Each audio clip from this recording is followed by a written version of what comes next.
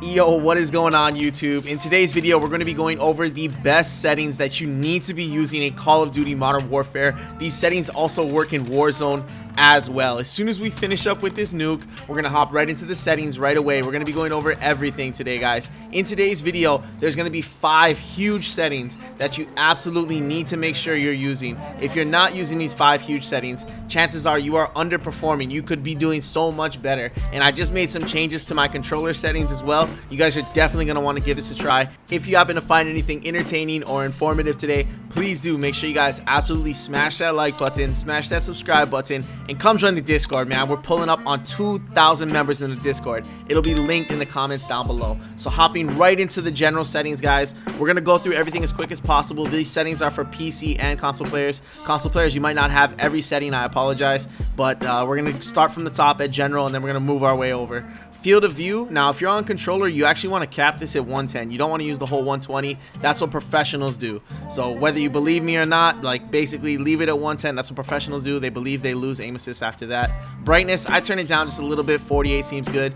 Here's part one of one of our big 5 settings you need to make sure you're using: the horizontal heads up display and the vertical heads up display. The main thing that changing this setting is going to accomplish is it's going to bring your mini map like in another inch or two. It's going to really help out a lot with being more aware on your mini map, having better mini map management, and you want to have that. All good players are super aware of their mini map at all times. If you have skip introduction movie for PC players, make sure you guys enable that, and make sure you disable tooltips. You just don't need it running. Here's one of our second big 5 settings. You want to make sure you set your colorblind type to Detronopia. This is going to make your enemy nameplates yellow, and for those of you that don't know, yellow is actually the first color to register in the human brain. So when your enemy nameplates are yellow, it's going to help out with your reaction time a little bit, and this makes the game look so much better. It makes it look like more saturated, more vibrant. When you don't have on the colorblind type Detronopia, in my opinion, everything looks faded. I set everything to both, but that's up to you. However you want to change your colorblind target is up to you.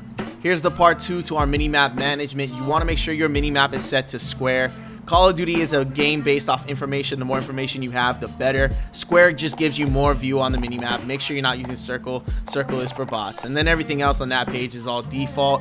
Controller settings. Alright guys, so this is where my controller players. I just changed some settings around recently, and it's made me a whole lot better at the game. Now, first off, dead zone, this is going to be different for everybody. The way you find your dead zone is you go into a custom match and you literally just set your controller down. If it's moving to the left or the right, you need to up your dead zone until it stops moving. Basically, whatever the lowest possible dead zone you can have is probably the best. That's how professional players do it.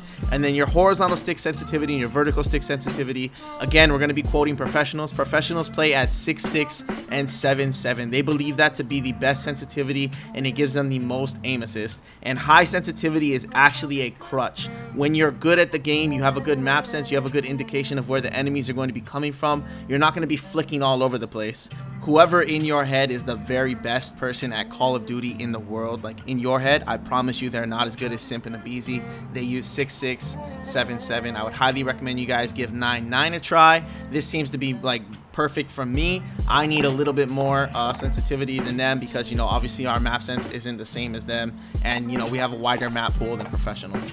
ADS sensitivity, multiplier, low zoom, and high zoom, I leave it the same. So do the pros. They like to leave it like similar, that way everything moves with one fluid motion. Moving on to number 3 of our big 5 settings, you guys want to make sure you give this a shot: the linear aim response curve type. I've never tried anything else but standard. I've always just been really happy with standard. The description of it, like, it doesn't make too much sense to me. It says aim stick maps directly to aim rate. I'm assuming that means like however like fast or slow you're aiming, that's however fast or slow your aim assist will be. That's what I'm assuming it is, but trust me, just give this a try. Especially if you've never tried an aim response curve type, you have nothing to lose. Try linear.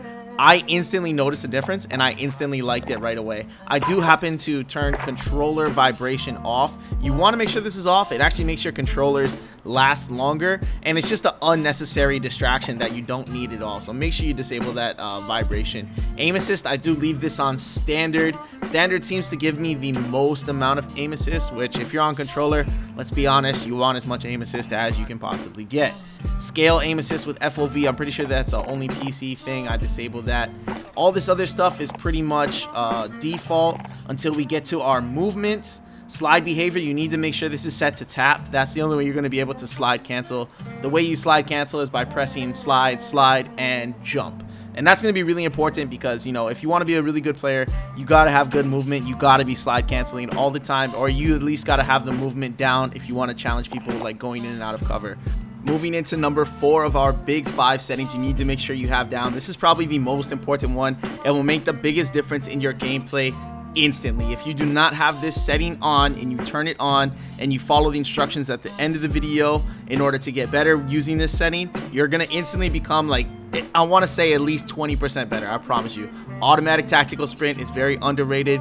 You need to make sure you're using this. It's gonna make sure you're moving at the fastest possible speed at all times. You don't ever want to be just walking or crouch walking forward. You want to be moving at the fastest possible speed at all times, or you want to be aimed down the sight and predicting a gunfight. So either you're bringing the gunfight with sprinting as fast as possible, or you're predicting the gunfight by being zoomed in already. Those are your only 2 options when you're moving. You don't want to be doing anything else. Trust me, it's going to make you such a better player. It had the biggest impact on my gameplay out of any setting I'm going to give you guys today. 110% try that one. Moving into the audio stuff. This stuff isn't that important. I'm not gonna lie to you guys. If you want to be instantly better at search and destroy and get like way better at the game of Call of Duty in general, you want to buy a headset that comes with a mix amp. Just a headset is great too, but if you don't have a mix amp with your headset, basically you're at a huge disadvantage to anyone who does have the headset that I have, which is Astro's. It comes with a mix amp. You go into the software and then you're allowed to edit specific things, and it lets you make footsteps a lot louder, and it lets you make other things in the background less loud, so footsteps become even extra clear. But these are the audio settings that I recommend using. Make sure you turn music volume all the way down. That stuff gets so annoying and it's so hard to talk over. And then basically everything else besides the audio mix set to boost low, I just leave at default, music volume all the way down. Again, the biggest benefits you're going to get from audio is going to be from buying that mix amp. We're just going to scroll through the graphic settings real quick. If anybody's on PC, you guys can copy these settings. Feel free to copy them. I don't know why that was enabled. It's supposed to be disabled. I apologize. I do not sync every frame. I do not have the gangsta PC for that. If you have an extremely gangsta PC, I'm sure you can run the game at higher qualities than my PC is actually super cheap, so it's only like $400. So these are the settings I found that work out best for me. I average about like 100 frames. Again, that's not the greatest in the world, but it is better than what I was used to on PS4, only getting 60 frames per second. So for me, it's a big step up. And number 5 out of our big 5 settings, you want to make sure you have the world motion blur and the weapon motion blur turned off. It just makes the game harder on you unnecessarily.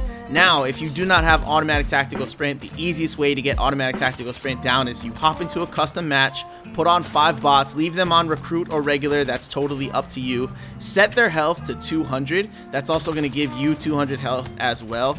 And what you want to do is you literally just want to sit in here and practice with automatic tactical sprint. This drill is super good. It trains your reaction time. It trains you on prioritizing which enemy to shoot. And most importantly, it trains your aim. You're going to have to be accurate for 2 times as long because they're going to be at 200 health, maybe 250 health, maybe 300 health. So it's going to force you to be a lot more accurate. You're going to have to hit a lot more shots. Instead of hitting 4 or 5 shots, you got to hit like 7 or 8 shots. I do this drill once a week for 5 to 10 minutes, and it has made a huge improvement on my overall aim and game skill. I hope you guys enjoyed the video.